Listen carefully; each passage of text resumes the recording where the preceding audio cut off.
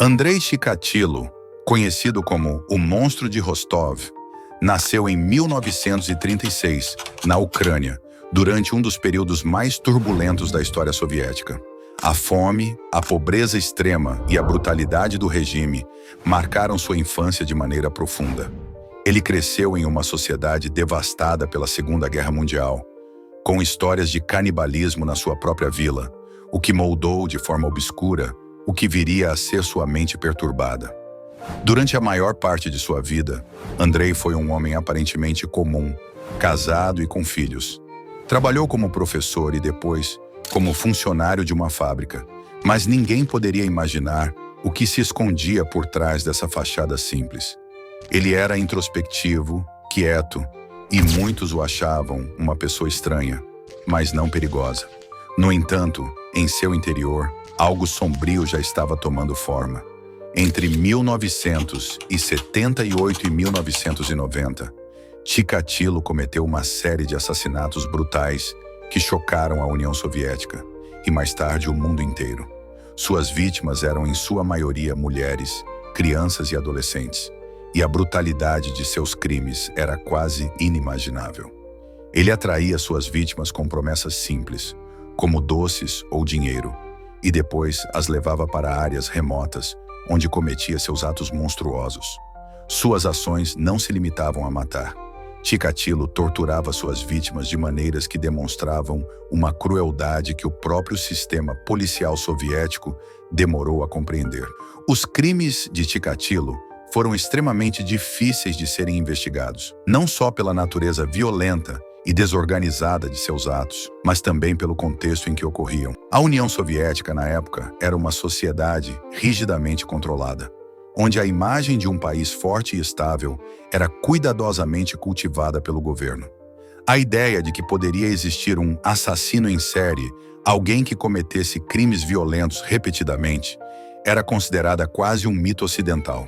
Para as autoridades soviéticas, aceitar que um homem comum, um pai de família, poderia estar por trás de tantos assassinatos brutais era impensável. Isso não só criava uma resistência em admitir a gravidade do problema, como também gerava falhas graves nas investigações. O sistema policial, treinado para lidar com crimes comuns, como roubos e homicídios motivados por questões passionais ou financeiras, simplesmente não tinha as ferramentas ou o conhecimento necessário para enfrentar algo tão complexo quanto os crimes de Chikatilo. Ao invés de buscar padrões entre os assassinatos e usar métodos investigativos modernos, a polícia adotou a abordagem de prender qualquer suspeito que parecesse encaixar minimamente no perfil. Isso resultou em prisões injustas, com diversos inocentes sendo torturados e forçados a confessar crimes que não cometeram. Houve até a execução de um homem que, anos depois, foi provado ser inocente.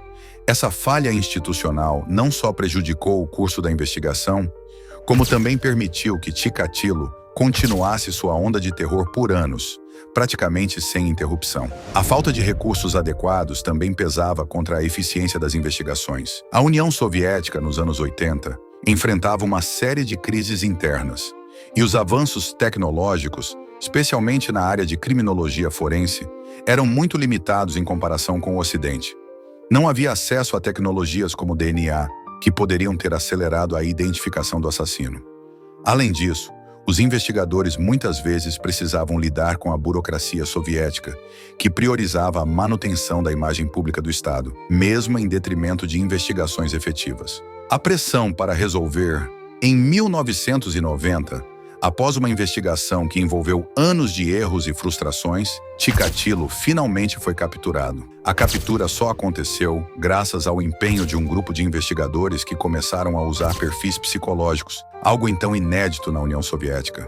Quando foi preso, Andrei confessou seus crimes de forma detalhada, mostrando uma frieza que impressionou até os mais experientes policiais. Ele descreveu cada assassinato com precisão, como se estivesse contando um evento cotidiano. Em 1992, Chikatilo foi julgado por 52 assassinatos, embora o número real de vítimas possa ser maior.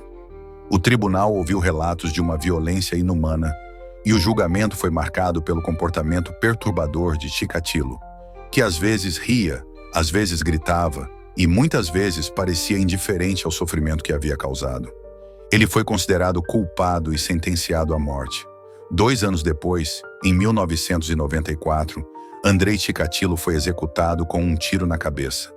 O caso de Chikatilo deixou uma cicatriz profunda na história da criminologia russa. Mais do que o número de vítimas, foi a brutalidade de seus atos que o marcou como um dos piores serial killers da história. As famílias de suas vítimas ficaram devastadas, e a sociedade soviética, já fragilizada pelas mudanças políticas e econômicas, teve que lidar com a dor de saber que um de seus próprios cidadãos havia cometido crimes tão monstruosos.